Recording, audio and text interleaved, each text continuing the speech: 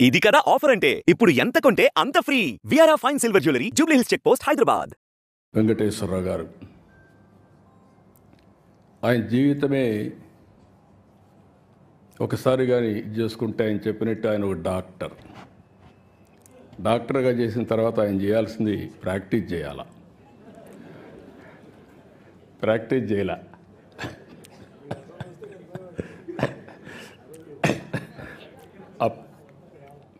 మంత్రిగా ఉండి డాక్టర్గా ప్రాక్టీస్ చేశాడు, అది వేరే విషయం. ఆయనకు మెడికల్ అండ్ హెల్త్ మినిస్టర్ ఇస్తే ఈయన ప్రాక్టీస్ చేశాడు, కానీ డాక్టర్గా చదివినప్పుడు చేయలేదు, అది నేను చెప్పేది. కానీ డాక్టర్గా చేసి సినిమాలు తీశాడు. అంటే ఒక జీవితంలో ఏ విధంగా ఉంటాయనేది ఒక ఎగ్జాంపుల్. 5 సార్లు అసెంబ్లీలో మినిస్టర్గా, ఎమ్మెల్యేగా ఉండి, మంత్రిగా ఉండి, ఒకసారి లోకసభ, ఒకసారి రాజ్యసభలో మెంబర్గా ఉండి, ఇలాంటి ఆలోచనలు చేసేవాళ్ళం ఇప్పుడే వెంకయ్యనాయుడు గారు చెప్పినట్టు తిరగాలని ఆలోచిస్తాం తప్ప మళ్ళీ పుస్తకాలు చదవాలని ఆలోచించాం. తిరగడానికే సరిపోతుంది, అది ఒక వ్యసనంగా తయారవుతుంది. ఇప్పుడు వెంకయ్యనాయుడు గారు ఉండలేరు. ఆయన అంటున్నాడు, నేను రిటైర్ అయినాన్ని, కానీ రిటైర్ కాలా.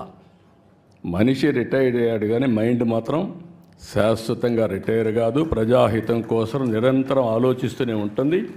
సమాజం కోసం పనిచేసే పరిస్థితికి వస్తారు. అదే సమయంలో వెంకటేశ్వరరావు గారిని చూసినప్పుడు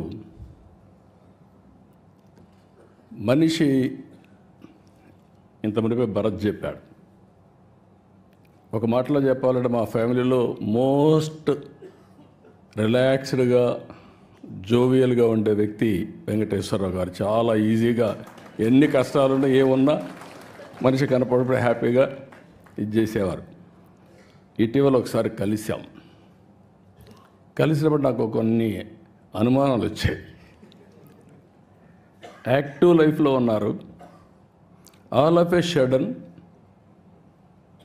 రిటైర్డ్ లైఫ్ మారుగా హ్యాపీగా ఉన్నారు, ఎట్లా స్పెండ్ చేస్తున్నారు మీ టైము అని అడిగాను.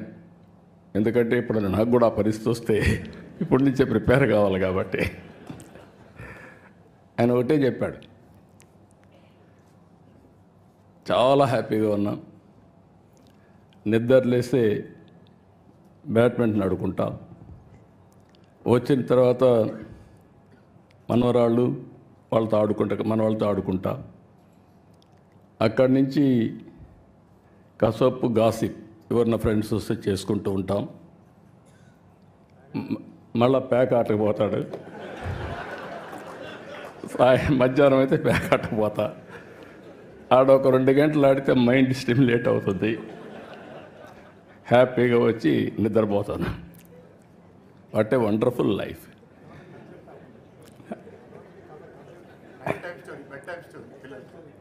పిల్లలకి అది కూడా చెప్పాడు, నేను మర్చిపోయాను. పిల్లలకి రాత్రిలో ఒక స్టోరీ చెప్పి ఏం హ్యాపీగా నిద్రపోతాడు. అదే మరి ఫ్రెండ్స్తో కలిసి విదేశాల్లో తిరగడం ప్రారంభించాడు. పోయినప్పుడు అక్కడ కూడా ఈ అధ్యయనం చేయడం ఇవన్నీ చేశారు. కానీ ఇన్ని పనులుండి ఇప్పటికి మీరు ఒకసారి చూస్తే ఒక 5 పుస్తకాలు రాశాడు ఆయన. ఈ ఎక్స్పీరియన్స్ చూసినప్పుడు ఫస్ట్ది ఒక చరిత్రలో కొన్ని నిజాలు, ఫస్ట్ బుక్ రాశాడు. అక్కడి నుంచి విభజన జరిగిన తర్వాత మేమందరం ఇంక్లూడింగ్ వెంకయ్యనాయుడు గారు విభజనలో బిజీగా ఉన్నాం. వెంకయ్యనాయుడు గారు పార్లమెంట్లో ఫైట్ చేయడం, ఆ సీన్ చూసిన తర్వాత బాధపడడం, అవన్నీ జరిగాయి.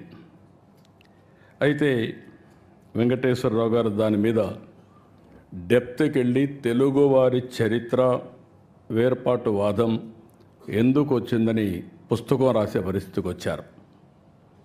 3వ పుస్తకం అక్కడి నుంచి వదిలిపెట్టలేదు. ప్రపంచతత్వం, నాయకత్వం, దీని మీద అధ్యయనం చేసి ఒక బుక్ ఒకటి రాసే పరిస్థితికి వచ్చాడు.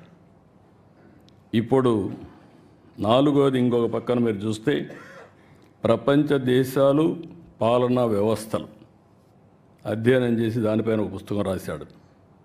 ఇప్పుడు ప్రపంచ చరిత్ర ఆది నుంచి నేటి వరకు ఇంకా ఆయన మాటల్లోనే చెప్పాడు కాబట్టి నేను ఎక్కువ చెప్పను, మొత్తం డీటెయిల్ ఆ తర్వాత జరగబోయేట కూడా చెప్పాడు. సుమన్ టీవీలో మీ పర్సనల్ అండ్ బిజినెస్ ప్రమోషన్స్ కోసం కింది నెంబర్కి కాంటాక్ట్ చేయండి.